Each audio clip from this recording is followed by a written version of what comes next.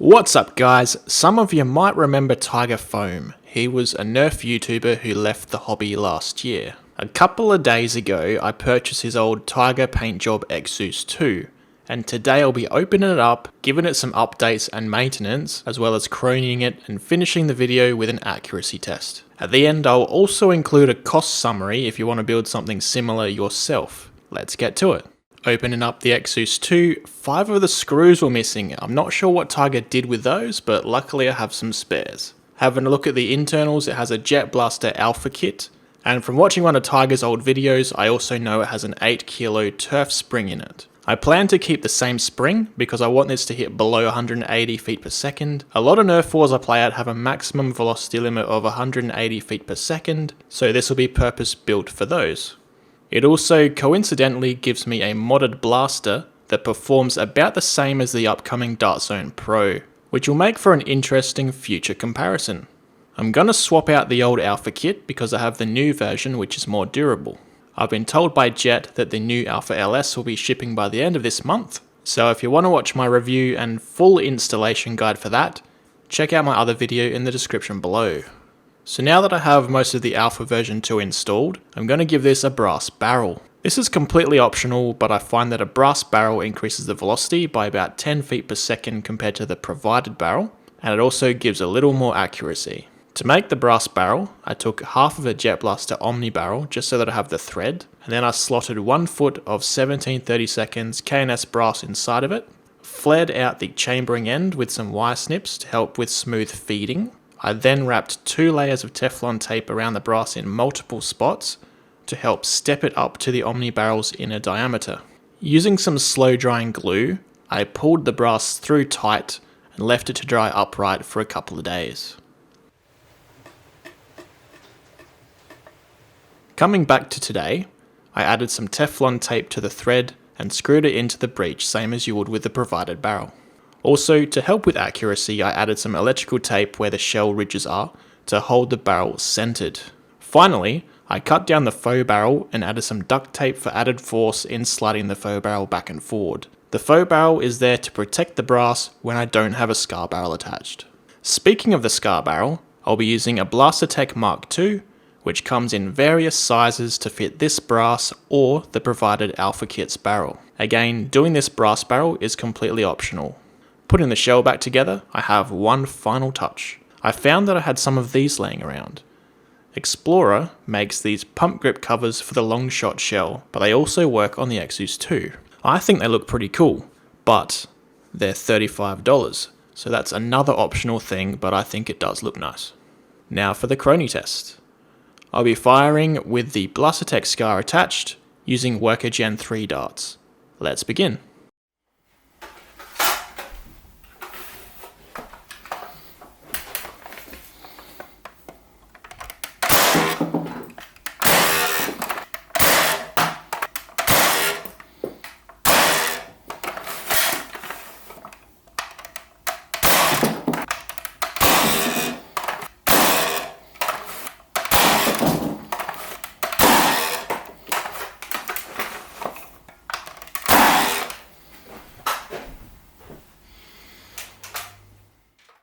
We got an average of 184, high of 191, and a low of 179.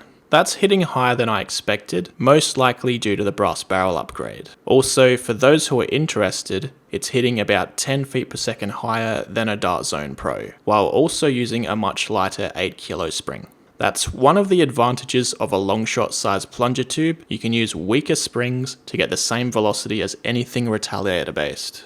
However, because it's hitting above 180 feet per second average, I will probably end up swapping back to the aluminium barrel to fit within our rule set. For now, let's move on to the accuracy test.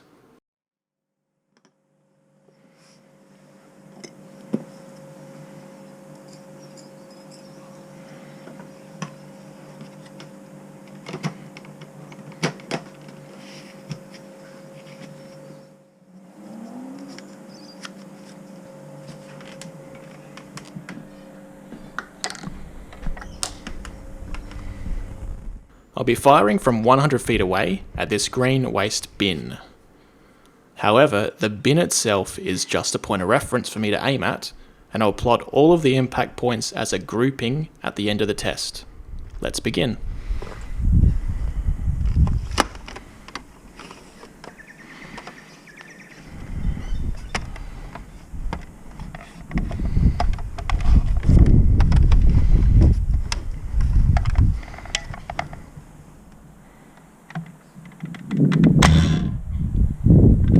We need to aim a little higher.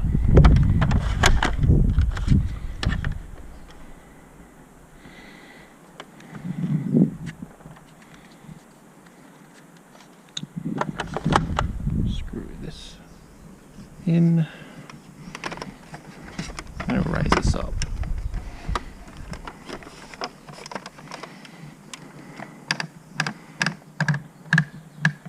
Okay, we're up higher. Let's go.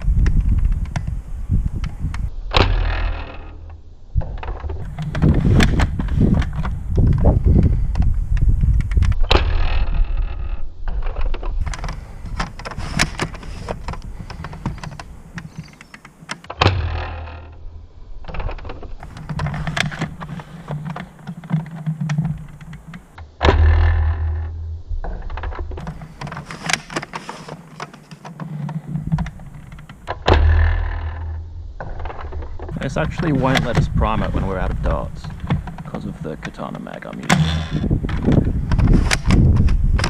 There we go, we're out of ammo. 15 shots, just as the rain starts.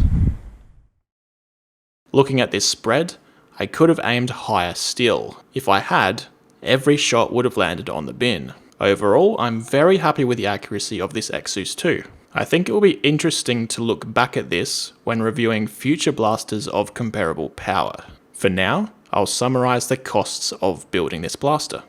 I won't be including shipping costs because I have an international audience and shipping will be different depending on where you live. But if you wanted to build this blaster, first up you need an Xzeus2 shell, and that's 65 USD. Internals are the Alpha LS, also 65 USD.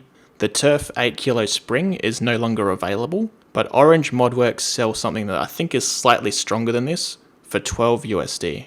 Blastertech Scar, either in 17/32 for the brass or 16mm for the aluminium barrel, those are 13 USD.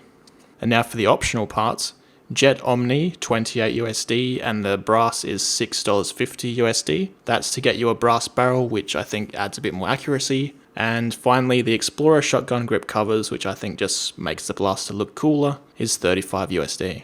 The total cost for the required parts is 155 USD. Add shipping to that, and depending on where you live, that's pretty close to the price of the Dart Zone Pro's $179 price tag. The optional parts would take you over that. However, I won't really know how the Dart Zone Pro compares to a modded blaster like this until I have one in my hands. I hope you guys have enjoyed this video. I look forward to using this blaster at our upcoming September Nerf war and any other 180 FPS cap wars in the future. See ya!